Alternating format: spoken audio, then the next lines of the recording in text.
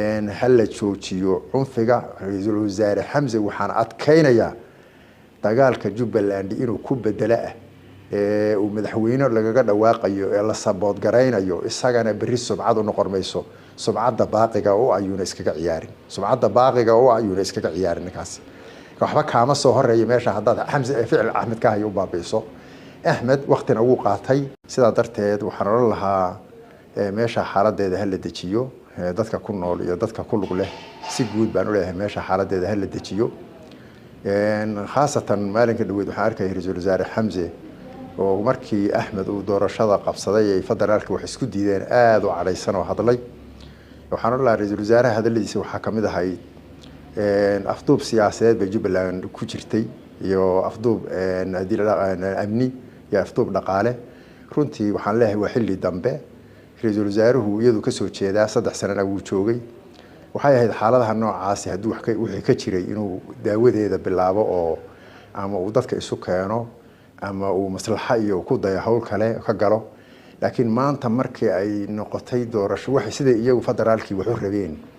oo dad Soomaaliyeed oo badan ku qanacsan yahay inayna sax ahayn ama boqolkiiba inta badan Soomaalidu ku qanacsaneen laga hor yimid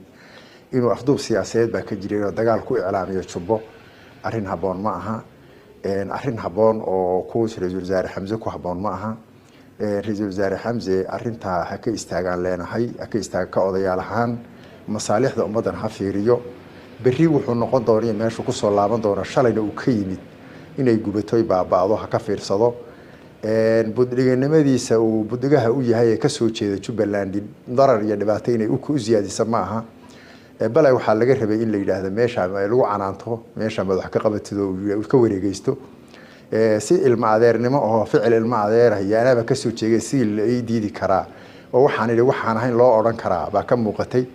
arrinta waxaan leeyahay akula sinaato isteediyada kale ee Soomaaliya ee ka jira marar badan iska federaalka idinku aad isku dhacdaan akula sinaato hadaadan wax gooni ah adigu il gooni aad ku sii fiirinaynin xaaladeedu way ka sii duruuf dunida oo dagaalka sokeeyay meesha uu ku dheeraaday muddo yar bay qaboobayd oo dhowr iyo 10 sano ah oo waliba ay wax yara saasaan ku oran lahaa ta shacbiga Jubbaland ee ciidan ahaana loola khitaabay ee la yiri ciidankana lala hadlay shacabkana lala hadlay waxaan leeyahay ciidanka Jubbaland joogay waa dad deegaanka u dhashay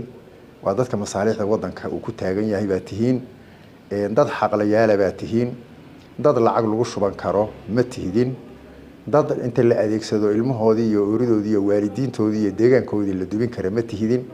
ninkii 3 sano oo hore aamusnaay maanta inuu idin yiraahdo xaq baa idin ka maqan oo waxba la idin la qabanna ma aha deegaankiina idinkoon dadkiina ku tacaadiyeen ilaashada nabadgelyadiisa ilaashada baa idin leeyahay ciidanka idinka wadan kale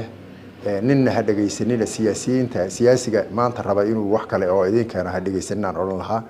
shacabka sidoo kale Jubbaland in fariin lamida fari lahaa waxa oran lahaa maanta gacmaha isqabsada odayaashu ha shaqeeyeen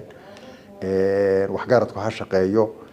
masaalixda ha laga shaqeeyo dagaal Kismaayo ka dhaca shaqaqadan maanta ka maqlaynay oo kale iyo wixii lamida halka ku istaagto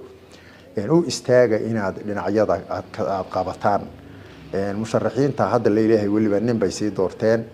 waxaan leeyahay oo Elias bay doorteen leeyahay waxaan leeyahay arrintaas waxaad niman yahoon musharaxiin u tihiin Ahmed baad dhaliilsan tihiin xukunka inaad uga dambeysaan baad doonaysaan dalka iyo dadka inaad uga dambeysaan oo maamushaan oo ka dhaxashaan baad doonaysaan laakiin haday burburaan Ahmed waxba uga dambeyn maysaan ninka musharaxii cidda uu inuu maamulo dooni waa Jubbaland waa dadkeeda waa shacabkeeda waa caasimadda Kismaayo hadii aad Ahmed Cara idin ka haysa iyo ficil Ahmed idin ka haya iyo meeshii uu ku raagay iyo ninna lama tashanin maanta aad dhibaato u sameysaan dheefsan maysaan baa idin leeyahay shacabkana uu idin qormi taariikhdu rikoorkiina ma xuma rikoorkaaga la ilaashada kulka siyaasi tahay sumcadaada la ilaashada shacabkaaga ereyadaad ku kasban baa la isticmaalaa laakiin hadaa tiraahdo maanta oo kale ima dhaafto oo Ahmed la ficil tantaan oo meeshaasi wax noqoto bari ka maalin waxba kama qaadi doontaan shacabka gudihiisa bari ka maalin waxba kama qaadi doontaan shacabka gudihiisa waxaan idin leenahay bari ka maalin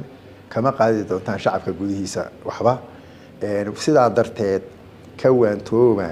inaad maanta ay Jubbaland la idin yiraahdo dhibaato ku sameeya ka waantoomaan idin leenahay ka waantooma Ahmed ما خلدا ترين أنا خلد ملهن runtii meli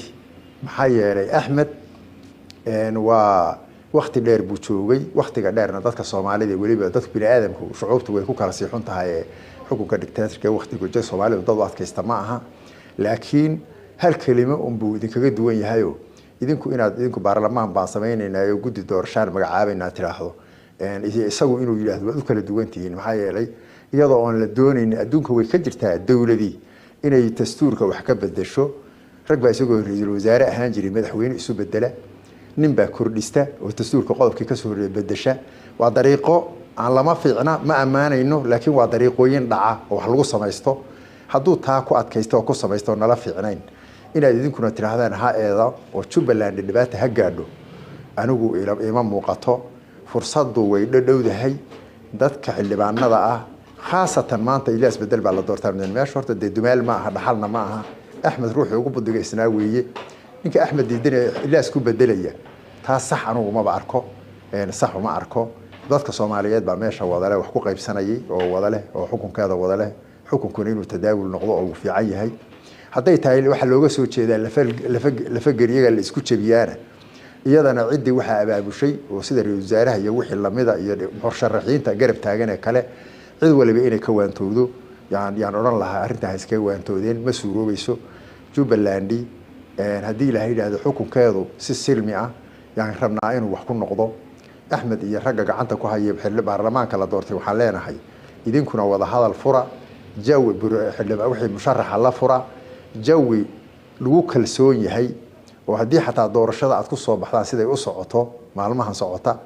jawi lagu kalsoon yahay oo xukunku iyo yeelan doono inuu si nabada lagu kala wareego oo sidii hore ahayn Axmed oo kale khaasatan Axmed madaxweynaha waxaan leenahay jawi lagu kalsoon yahay oo cunfi aan ahayn oo kii hore ka duwan hal abuuro kalsooni gelin kara berri in xukunkan wada qaab axzaab lagu kala heli karo ama qaab sax lagu kala heli karo oo tii hore kale aan wadadii hore kale aan la haynaynin waa in idinkana la idinka helo muujisaan intaan doorashada la gelin oo gudiyadii waxa ka shaqeyn lahaa abuurtaan ma leenahay wadanka si guud iyo si khaasaba Axmed waxa leenahay dood tacabkii baadnaha noqonin waxa la yiraahdaa ritiba inta jiila loo dhaamin jiray caruur iyo reer iyo haween iyo xaas oo lagu raray kaliishi uu dhinac haabihi ugu saxday caruurtii wadooyinkaas ninkii waday dood tacabkii waa yiri taa looma baahna waxaan leenahay intaas waa fariin odayaal oo anoo jigjiga jooga fariin fariin odaynimo fariin oday Soomaaliyeed yaan idin faray wadanka Soomaaliya meesha dhibaato ka soo korodhaba meesha kale way saameynaysaa dhibaatada Jubbaland sida lagaga ekaado anigu halkaan leeyahay waa kelima naseexa oo aniga igu soo dhacday cidnana laba jiro cidna lama taageersanin laakiin wixii khalad ah arkay baan cabiray aad iyo aad baan inta ugu celcelinayaa hal la joojiyo cunfiga ra'iisul wasaare Xamse waxaan adkaynayaa dagaalka Jubbaland inuu ku bedela uu madaxweyne lagaga dhawaaqayo ee la sabood gareynayo isagana bari subcad u noqormayso subcadda baaqiga oo ayuuna iskaga ciyaarin subcadda baaqiga oo ayuuna iskaga ciyaarin kaas waxba kaama soo horeeyay meesha hadda Xamse ficil Axmed ka hayo baabiiso Axmed waqtina uu qaatay kumana sii socon kara sidan mana taageersanin qaabka xukun dheeraysiga ah laakiin waa wado marar badan la sameeyo oo dhacda oo isagu qiilka u heli kara bini'aadamku oo kale oo hore uga soo dhici jiray intaas ku gaabin lahaa aad baa u salaamantiin